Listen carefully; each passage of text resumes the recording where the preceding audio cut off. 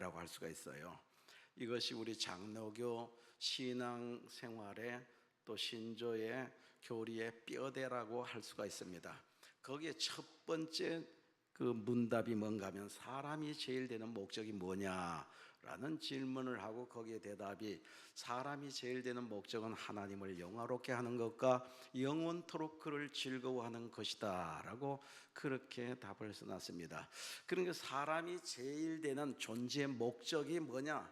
제일의 목적이 뭐라고요? 하나님께 영광을 돌리는 것이다. 이것이 우리가 존재하는 이유, 첫 번째 이유다라는 얘기입니다. 그러면은 우리가 하나님께 영광을 그러면 어떻게 돌리느냐? 영광 받으시옵소서 하고 저 구름을 쳐다보면서 두 손 번쩍 들고 영광을 받으라고 하면은 그것이 영광이 되는가? 거기에 대해서 칼발트, 유명한 신학자 칼발트는 그렇게 얘기를 했습니다.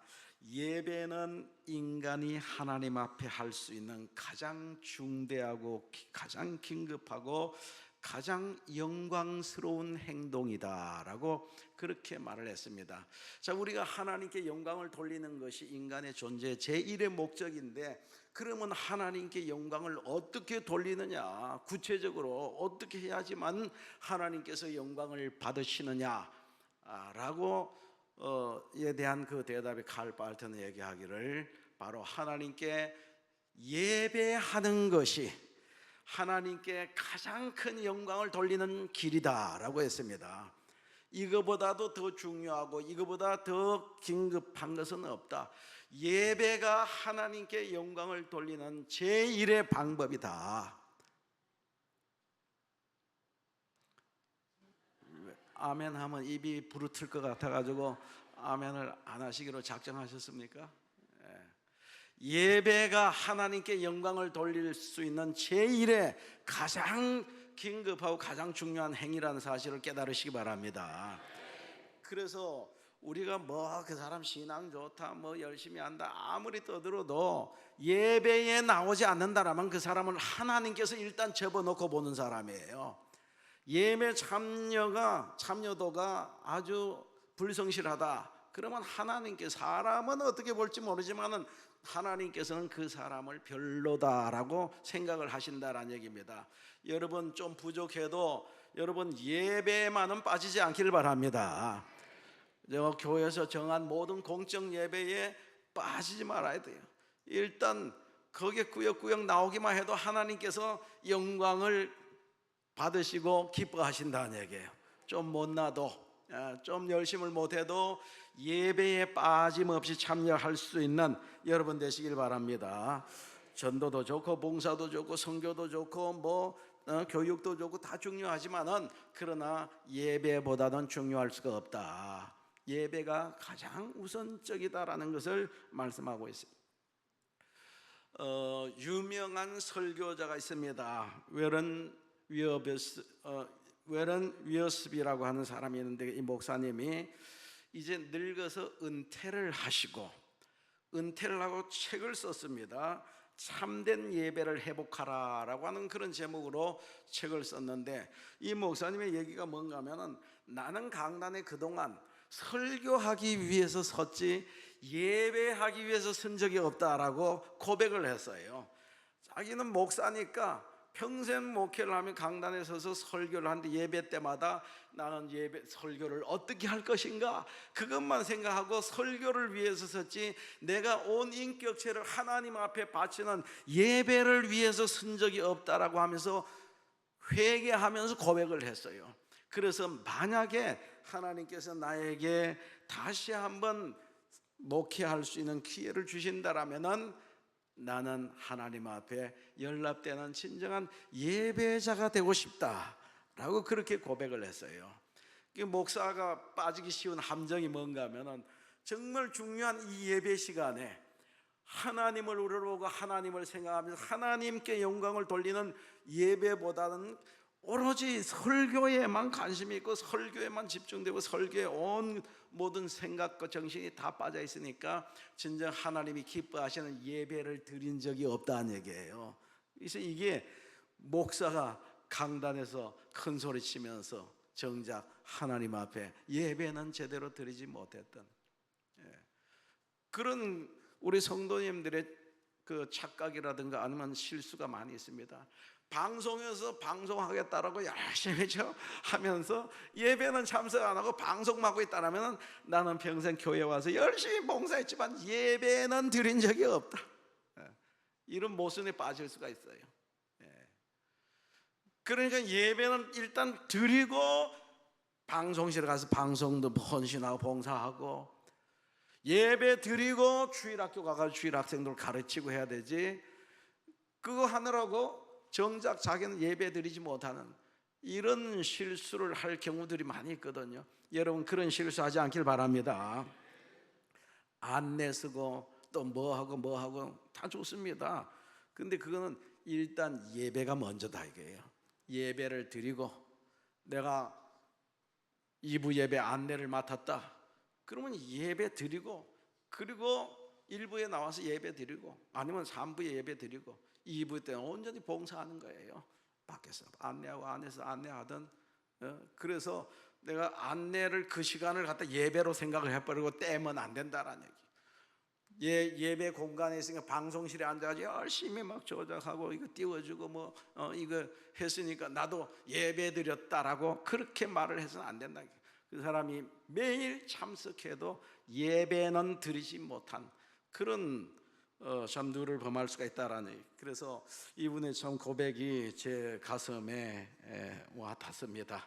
평생 설교하면서 내가 진짜 예배 드렸는가? 설교는 열정을 다해 설교는 했는데 내가 예배 드렸는가? 라고 스스로의 질문해 보니까 나는 설교만 열심히 했지 예배는 제대로 드리지 못했구나. 만약 내가 다시 목회한다면은 진짜 예배자가 되고 싶다 라고 그렇게 얘기를 한 말씀이 꼭 나들으라고 하는 얘기 같아요. 나들으라고. 예배를 통해서 하나님께 영광을 돌리고 예배를 통해서 하나님 만나고 예배를 통해서 은혜의 강이 넘치길 바랍니다. 그리고 모든 봉사도 예배 드린 결과로 인해서 나오는 봉사와 헌신이 돼야지, 예배의 결과로서 내가 은혜 충만 받고 예배로 영적인 예배를 하나님 앞에 영광을 돌리면서 그 예배를 통해서 공급받은 힘과 능력과 은혜를 통해 가지고 내가 이 봉사도 하고 저 봉사도 하는 그런 결과를 낳아야 되는 것이지, 그 봉사로서 예배를 대신하고 떼버리면 안 된다는 얘기입니다. 그러면은 신앙생활이 완전 뒤죽박죽이 돼버리고 잘못된. 그래서 예배는 우리 신앙생활의 심장과도 같은 것이고 예배는 우리 신앙생활의 가장 기본이고 기초다. 믿습니까? 그런데 문제는 예배 드린다고 해서 다 하나님 만나고 예배 드린다고 해서 다 하나님께 영광이 되느냐? 그렇지 않다라는 얘기입니다. 예배만 드리면 하나님께서 다 기뻐하시고 예배만 드렸다고 해가지고 하나님이 다 영광을 받느냐? 아니라는 것을 우리가 성경에서 볼 수가 있는데, 그 예를 든다라면은 가인과 아벨의 제사를 통해서 우리가 교훈받을 수 있어요. 가인도 지금으로 말하면 예배 드렸고 아벨도 예배 드려서 제사 드리지 않았습니까? 그런데 가인의 제사는 받았어요, 안 받았어요? 하나님께서 가인의 제사 받았 연락됐어요, 안 됐어요? 연락이 안 됐습니다. 아벨의 제사는 하나님께서 연락하셨지만은 가인의 제사는 연락하지 않았단 말이에요. 그러면은 아니 하나님 앞에 똑같이 나와서 주여 주여 하면서 예배를 드렸는데, 지금으로 말하면 주여 주여 하면 똑같이 앉아가지고 똑같은 장소에서 예배를 드렸는데 누가 드리는 예배는 받지 않고 누가 드리는 예배는 받으실 수도 있다라는 얘기입니다. 그것을 우리 성경에서 볼 수가 있지 않습니까? 제사도 그렇듯이 예배도 마찬가지다. 자, 오늘 제가 우리가 읽은 이 본문의 말씀은요, 신명기인데, 신명기는 이스라엘 백성들이 출애굽을 하면서 드디어 요단강 동편에 모압 평지까지 왔습니다. 이제 마지막 조금만 가면은 그들이 가고자 하는 목적지, 가나안 복지에 도달하게 되는데 그 모압 평지에 다 넓은 그 평지에 모아놓고 모세가 이스라엘 백성들을 향해 가지고 여러분들이요 가나안 땅에 들어가면 우리가 하나님을 어떻게 섬겨야 된다라는 것을 설교를 하기 시작했습니다. 그 모압 평지에서 이스라엘 백성들을 향해서 3번의 설교를 한 거예요. 그 3번의 설교를 편집해 놓은 것이 바로 신명기서다 얘기입니다. 3번의 설교 3편이야. 설교 3편이 바로 신명기야. 저는 한 주에도 설교 3편씩 막 몇 편씩 하는데, 어쨌든 모세가 그 모압 평지에서 설교를 3번 했는데 그 3번의 설교를 편집 모아 놓은 것이 바로 이 신명기서인데, 이 신명기에 얘기가 뭔가 하면은 바로 그 설교 중에서 시내 산에서 받은 십계명에 대한 이야기를 다시 하는 겁니다. 십계명은 바로 우리 신앙생활의 하나의 골격이라고 할 수가 있는데, 이 십계명 바로 하나님 사랑, 이웃 사랑, 크게 2가지로 나눌 수 있지 않습니까? 첫 번 부분은 하나님 사랑, 그 다음 부분은 이웃 사랑, 그걸 10가지로 풀어놨어요. 그 10가지를 예수님께서는 2가지로 줄여서 말씀을 하지 않습니까? 하나님은 사랑해라, 네 목숨을 다하고 몸을 다하여 하나님 사랑해라, 또 네 이웃도 이와 같이 사랑해라. 이게 바로 예수님께서는 십계명을 요약을 해가지고 2개로 얘기를 하신 것입니다.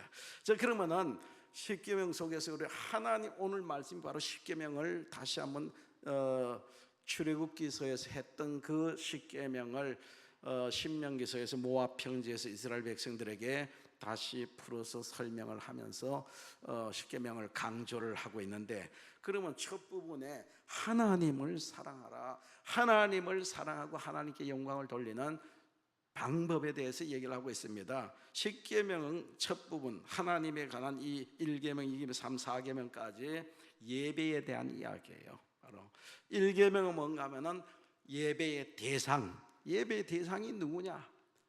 우리가 가나안 땅에 들어가면 예배 정말 잘 드려야 되는데 예배의 대상이 누구냐? 2계명은 그러면 예배의 방법은 뭐냐? 어떤 방법으로 예배를 드려야 되느냐? 3계명은 바로 예배의 태도입니다. 어떤 자세, 어떤 태도로서 예배를 드려야 되느냐? 4계명은 예배의 날입니다. 어떤 날 예배를 해야 되느냐에 대한 이야기를 10계명 속에서 우리는 배울 수 있어요. 그러니까 제가 지금까지 말씀드린 것은 하나님께 영광을 돌리시는, 영광 돌리는 것이 인간의 제1의 목적인데, 그럼 영광을 어떻게 돌리느냐? 예배를 통해서 돌릴 수가 있다. 예배를 통해서 하나님께 영광을 돌리는데, 그럼 예배를 어떻게 드리냐? 예배의 대상 바로 알아야 되는 것이고, 예배의 방법을 알아야 되는 것이고, 예배의 태도를 알아야 되고, 예배의 날을 알아야 된다라는 것을 우리 십계명 오늘 본문을 통해서 배울 수가 있는데, 자, 그러면은 하나님 앞에 연락되는 예배는 어떤 예배인가 라는 것을 말씀드리기 이전에, 하나님 앞에 연락되지 못하는 예배는 어떤 예배인가를 보면은 자동으로 그럼 연락되는 예배는 어떤 예배인가 라는 것을 알 수가 있습니다. 우리가 하나님 앞에 예배를 드리고 앉았지만은 연락되지 않는, 하나님과 관계도 없는 그런 예배를 드릴 수 있다고 말씀드렸는데, 그러면 어떻게 예배를 드리면 하나님 앞에 연락되지 않는가? 첫째는 바로 거짓 신들에게 예배할 때, 예배한다고 하는데 거짓 신들에게, 오늘 7절에 보면 나 외에 다른 신들을 내게 두지 말라. 이 말씀을 갖다가 어떤 사람은, 야, 그러면 하나님께서 나 외에 다른 신들을 두지 말라, 그럼 다른 신이 있다는 얘기가 아닌가? 또 이렇게 해석을 한 사람이 있어요. 나 외에는 신이 없다. 근데 없는 잘못된 그 생각으로 인간들이 만들어 놓은 그런 신들, 신이라고는 나 외에는 없다. 그런데 인간들이 신을 만들어 놓고 거기에 예배를 드리는데 그건 허황된 예배고 잘못된 예배다. 여러분, 오직 살아계신 하나님께만 예배한 여러분 되시기 바랍니다. 신명기 5장 9절에 보면 내 하나님 여호와는 질투하는 하나님인즉 나를 미워하는 자의 죄를 갚되 아버지로부터 아들에게까지 3, 4대까지 이르게 하거니와. 이사야 42장 8절에 보면 나는 여호와니 이는 내 이름이라 나는 내 영광을 다른 자에게 내 찬송을 우상에게 주지 아니하리라. 자, 내 찬송을 다른 우상에게 빼앗기는 걸 하나님께서 싫어한다, 질투하신다는 얘기입니다. 내게 돌려야 할 찬송을 너희들이 뭐 우상을 만들어 놓고 거기다 찬양하는 거, 그러니까 이거 다른 신들을 자기가 만들어 놓고 거기에다가 예배하는 거 하나님이 절대로 허락하지 않는다. 여러분, 우리 인간들은 하나님이 창조하실 때 육적인 존재로 만들었을 뿐만 아니라 또한 영적인 존재입니다. 영적인 존재인가 하면 육적인 존재예요. 그러면서 인간들은 인간들에게 숭배의 욕구를 하나님께서 넣어주셨어요. 우리 인간을 육체와 영혼이 존재합니다. 그러면서 우리의 심령 속에다가 숭배하고자 하는 그런 욕구를 불어넣어 주셨어요. 만들어 놨어요. 이것이 하나님이 우리 인간 속에 넣어준 기본 욕구예요. 그래서 우리 모든 인간들은 뭔가 예배하지 않고는, 숭배하지 않고는 살 수가 없는 거예요. 그래서 우리는 하나님을 숭배하도록 하나님께서 우리 심성을 그렇게 만들어 놨어요. 그런데 하나님을 숭배해야 할 때 하나님을 숭배하지 않고 인간이 만들어 놓은 그런 잘못된 우상에게다가 절을 하고 숭배하는 것은, 이건 하나님이 이것은 허용하지 않아요. 그래서 하나님을 섬기지 않는 사람들은 다른 걸 믿지 않느냐? 하나님 섬기지 않으면 우리 속에 숭배 욕구가 있기 때문에 뭔가 섬기지 않고는, 숭배하지 않고는 살 수가 없어요. 그래서 저 공산주의자들은 신은 없다라고 주장하지 않습니까? 신은 없다고 그러면서 교회고 절까지 다 때려 부셨어요. 저 북쪽 동네에서는. 그러면은 신을 숭배하지 않아야 되는데 다 때려 부시고는 김일성, 김정은이를 어떻게 합니까? 신의 자리에다 갖다 놓는 거예요. 그리고 대신 그걸 신격화 시킨다고 그러잖아요. 신격화. 신으로 숭배하는 거예요. 완전히 김일성은 그들의 신이 아닙니까? 그래서 저 북한에 종교가 없는 것이 아니라 진짜 지독한 사이비 집단이에요. 사이비 종교 집단. 김일성 사이비 종교 집단이란 말이에요. 우리보다 신앙심이 더 투철합니다. 우리는 하나님을 섬긴다고 하는데 저들은 뭐 김일성을 완전히 하나님 이상으로 숭배하지 않습니까? 다 곳곳에다 동상 세워놓고. 그렇게 우리가 하나님을 섬기지 않는 그 자리에 뭔가 숭배하지 않고는 견딜 수 없는 숭배심이 우리 인간 속에 있다는 얘기예요. 그래서 부처를 섬기든지 귀신을 섬기든지 숭배의 대상을 만들어 놓고 신격화합니다. 그래서 해를 보면 일신님, 달을 보면 월신님, 물가에 가면 수신님, 나무 큰 고목 보면 목신님, 집 뒷뜰에 가면 칠성신님, 아이 날 때는 삼신님, 장독에는 장독신, 대돌 위에는 고무신. 하여튼 무슨 신이 된지 안 섬기고는 견딜 수 없는 우리 인간의 심성이 그렇다는 얘기예요. 신이 어디 있어? 그러면 하나님은 안 섬겨도 다른 뭔가를 숭배하고 뭔가를 섬기는 거예요. 우리 인간의 심성이 그렇다는 얘기예요. 요즘 물질을 갖다가 완전히 하나님같이 섬기지 않습니까? 욥이 그런 고백을 했어요. 황금신인데, 만일 내가 욥기서 31장에 보면, 만일 내가 내 소망을 금에다 두고 순금에게 너는 내 의뢰하는 바라 하였다면, 만일 재물의 풍부함과 손으로 얻은 것이 많음으로 기뻐하였다면, 만일 해가 빛남과 달이 밝게 뜬 것을 보고 내 마음이 슬며시 유혹되어 내 손에 입 맞추었다면 그것도 재판에 해부할 죄악이니 내가 그리하였으면 위에 계신 하나님을 속이는 것이라. 욥이 마음속에 만약에 내게 물질적인 부를 어떤 숭배하려고 하는 그런 성향이 자꾸 올라온다라면 하나님 앞에 큰 죄악이다. 그래서 지금 나는 그것을 단호히 거부하겠다라고 지금 얘기를 하고 있는 것입니다. 물질이 지금 현대엔 큰 우상이고 신입니다. 그걸 섬기고 있는 거예요. 여러분, 보이는 것만 우상으로 숭배하는 것이 아니에요. 보이지 않는 뭐도 우상이니라. 뭐도 우상, 보이지 않지만은 우리가 우상을, 현대인들이 우상을 숭배하고 있는데, 우리 골로새 3장 5절에 보면 뭐가 우상이라고 그랬어요? 손 들고 얘기해 봐요. 예? 뭐가 우상이니라? 김우상.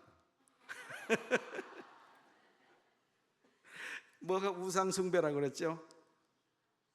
와, 우리 승영교회 성도님들의 성경 실력이네. 골로새 3장 5절에 뭐도 우상 숭배니라. 손 들고 뭐, 그럼 한참 기도해봐야 나오는가 그게? 탐심도 우상 숭배니라고 하지 않았습니까? 탐심도 우상, 우리 마음속에. 그러니까 자기 중심적이에요. 전부 다 자기가. 이 우상을 숭배하는 것은 숭배의 대상은 상관없어요. 어떤 대상이, 그 대상이 뭐든 상관없어. 고무신이든 뭐 장독신이든 월신이든 수신이든 목신이든 상관없어. 대상은 상관없고, 우상을 숭배하는 자들은 자기 중심적입니다. 내가 어떻게 복을 받느냐. 이런 사람들은 하나님을 섬긴다 하면서도 하나님에게는 관심도 없어. 그 신앙의 대상에는 관심 없고, 하나님이 쥐고 계시는 손 속에 있는 복, 어떻게 하면 저 복을 손을 펴게 할 수가 있을까? 어떻게 하면 저 손에 들고 있는 복을 빼앗을 수 있을까? 여기만 관심이 있는 것이지, 내가 기도하고 내가 예배하는 그 대상 하나님과는 관계없어. 하나님이 지금 나를 향하신 뜻이 무엇일까? 하나님이 바라시는 것이 무엇일까? 하나님이 어떻게 하면 좋아하실까? 하나님은 관심이 없고, 오직 하나님 손에 들고 계시는 그 축복에만 관심이 있어서 저 손을 어떻게 하면 펼 수가 있을까? 그래서 어떻게 하면 내가 축복을 빼앗아 낼 수가 있을까? 내가 복을 받을 수 있다면 하나님도 좋고 부처도 좋고 목신도 좋고 수신도 좋고 아무 상관없다. 그래서 우리가 잘못된 예배의 대상, 잘못된 대상에 예배하는 것은, 이것은 하나님이 기뻐하는 예배가 될 수가 없는 것이고 잘못된 예배다. 또 하나는 잘못된 형식으로 예배하는 것이다. 잘못된 형식으로. 자, 이스라엘 백성들이 출애굽을 할 때에 이제 광야에 나왔습니다. 모세가 십계명을 받기 위해서 시내산에 올라가서 기도하고 있는 동안에 아래에서는 아론이 백성들을 모아놓고 너희들 전부 다 애굽에서 가져온 금부치들 다 내놔라.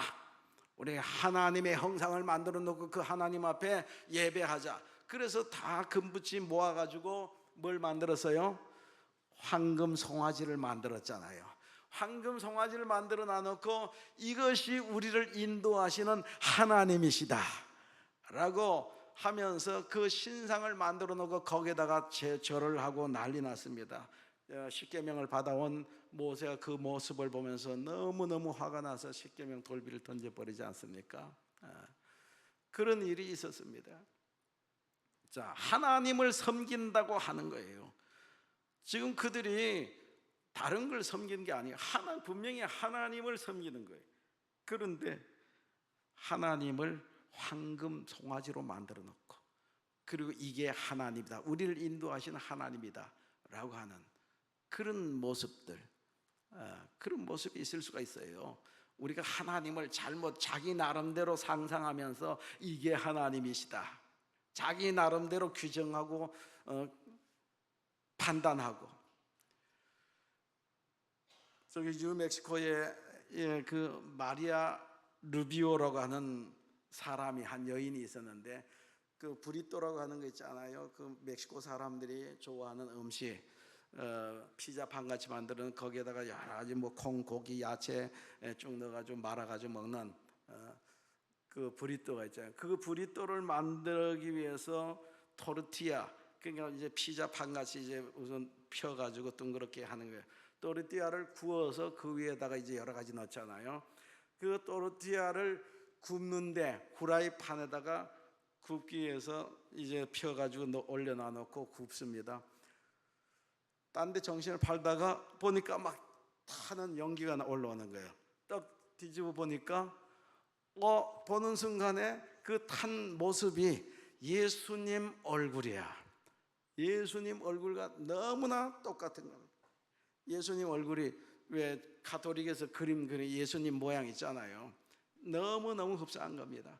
그래서 이 여인이 막 감격해가지고 예수님이시다, 예수님이 여기 오셨다, 후라이팬 위에 오셨다.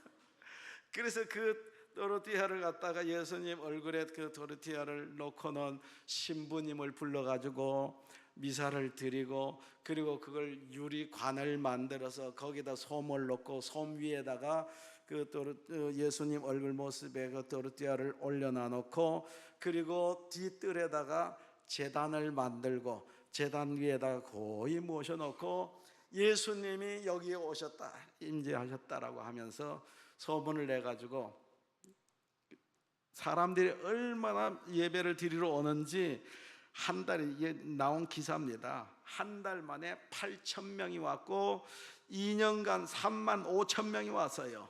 그렇게 하면서 28년 동안 거기 모셔놔놓고 뒷뜰에다 모셔놓고 사람들이 와서 예배를 드린 겁니다. 예수님이시다 하고. 자기가 정신 팔다가 다 태운 그 도르티아가 예수님 얼굴과 비슷하니까 예수님이라고 28년 동안 그렇게 하면서 이제 세월이 지나니까 흐릿해지잖아요. 자꾸 이제 날아가고 하면 흐릿해졌는데, 어느 날 손주가 그걸 가지고 학교 가서 발표해야 한다고 그걸 가져가서 이제 가져갔다가 어떻게 잘못해가지고 땅바닥에 떨어뜨려가지고 박살이 나버려서 그날로 모든 미사 예배는 끝이 났다는 겁니다. 그게 하나님이시다, 예수님이시다 하면서 거기다가 예배를 드린 거예요.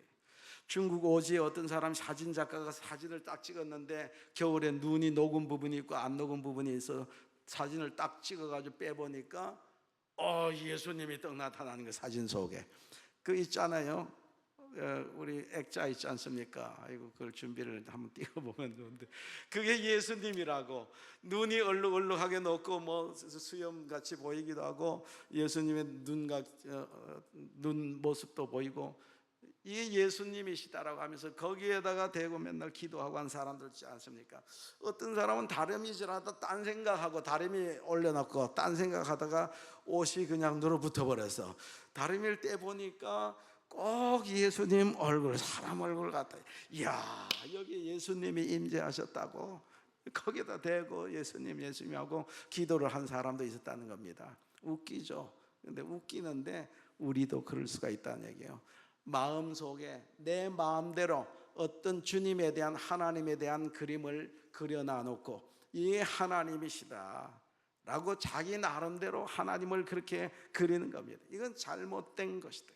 잘못된, 이렇게 하고 드리는 예배는 잘못된 예배다. 여러분 깨달으시기 바랍니다. 잘못된. 세 번째 한 가지 더 말씀을 드리겠습니다. 자기 방식대로 예배하는 거 하나님이 기뻐하지 않고 받으시지 않는다. 여러분 구약 성경에 볼 것 같으면은 그 대제사장 아론의 아들 나답과 아비후가 있잖아요. 나답과 아비후가 제사 드릴 때에 하나님이 정해놓은 불이 있습니다. 향불을 피우는데 정해놓은 불이 있는데 딴 불을 갖다 피우면서 다른 향을 갖다가 이제 향불을 피운 거예요. 그랬다가 어떻게 됩니까? 완전히 그냥 즉사하지 않습니까? 하나님이 정해놓은 어떤 법이 있는 것이고 규정이 있는 거예요. 근데 자기가 생각할 때 이 향을 피우면 더 향내가 좋을 것 같다. 하나님이 명하신 향이 있지만은 그 향보다가 이 향불 냄새 맡으니까 진짜 좋더라, 이게 훨씬 낫다 하고 자기 생각대로 다른 향을 피다가 결국 어떻게 됩니까? 완전히 즉사하지 않습니까? 하나님이 그들을 죽여버리시는 것입니다. 내가 생각할 때, 그게 예배가 내가 좋으면 하나님도 좋아하실 것으로 생각하고, 또 뭘 거기 아멘 합니까? 말은 안 했지만 아멘 했잖아. 내가 좋아하면 하나님도 좋아하실 것으로 생각하는 거, 그건 잘못이다는 얘기예요. 하나님이 정해놓은 법칙이 있어요. 하나님이 정해놓은 법도, 하나님이 정해놓은 어떤 규정이 있는데 그 규정을 따라서 드리는 예배가 하나님이 기뻐하시고 연락하시는 예배란 사실 믿으시기 바랍니다. 내가 좋으면은 하나님도 좋은 게 아니에요.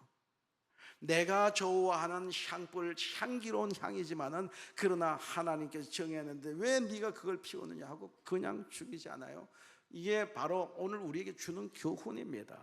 지금 은혜의 시대에 하나님께서 뭐 직사시키고 하진 않지만은 이렇게 하면 내가 기뻐하지 않는다. 여러분, 우리는 하나님이 정해놓으신 법칙을 따르고 규정을 따라서 예배할 수 있는 우리 모두가 되시길 바랍니다. 계속되는 말씀은 다음에 말씀을 드리겠는데요. 자, 우리가 어떻든 간에 올 한 해 하반기 동안 예배의 성공자들이 되시길 축원합니다. 무슨 일이 있어도 예배 시간은 빠지지 마세요. 예배에 나왔다고 해서 또 하나님 다 기뻐하시는 것이 아니라 하나님이 기뻐하시는 예배가 있으니까 그 기뻐하시는 예배를 드리시기를 축원합니다. 내 생각대로 내 마음대로 드리는 것이 아니라 예배의 대상이 누군지를 분명히 알고 어떤 방식으로 어떤 자세로 예배를 드려야 된다는 거, 이거 분명히 우리가 알고 내 생각대로 내 기분 내키는 대로 내 감정대로 교회 와서 그렇게 신앙생활하면 안 돼요. 나는 이렇게 하면 좋겠는데, 나는 좋을지 모르지만 하나님은 그렇게 하면 기뻐하지 않는 거예요. 하나님이 정해놓은 법이 있다. 그 법칙을 따라서 하나님 앞에 연락되는 예배의 성공자들이 되시기를 주의 이름으로 축원합니다. 고마우신 하나님 아버지 감사합니다.